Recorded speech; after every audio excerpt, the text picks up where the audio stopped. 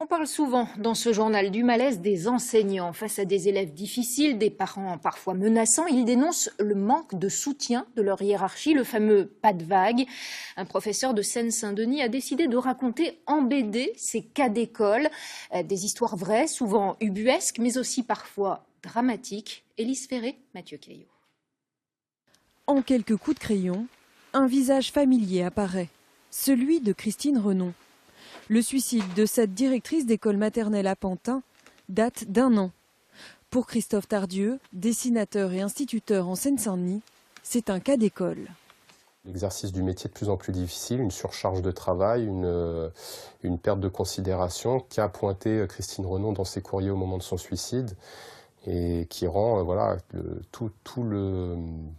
tout l'engagement autour de ce métier très compliqué. Épuisement, solitude, sentiment d'abandon. L'auteur de la BD raconte 14 histoires d'enseignants ordinaires, dont la sienne. Il y a 8 ans, ce professeur a perdu une de ses élèves décédée lors d'un drame familial au Blanc-Ménil.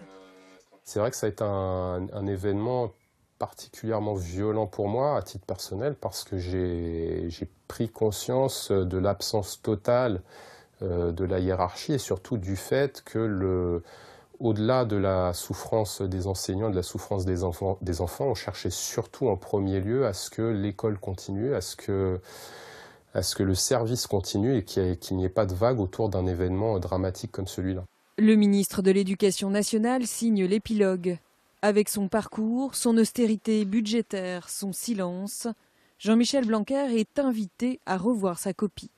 Toutes les histoires du livre peuvent se produire parce qu'il est là, par sa politique, par ses consignes, par ses directives. Le pas de vague, c'est Jean-Michel Blanquer. C'est un personnage qui a une responsabilité directe dans tous les cas qui sont traités dans le livre. D'après les chiffres officiels, entre 2018 et 2019, 58 enseignants se sont donné la mort, un par semaine. Comme l'indique son nom de plume, Remedium tente d'apporter un remède à l'oubli, pour que ces drames ne restent pas dans l'ombre de nos mémoires.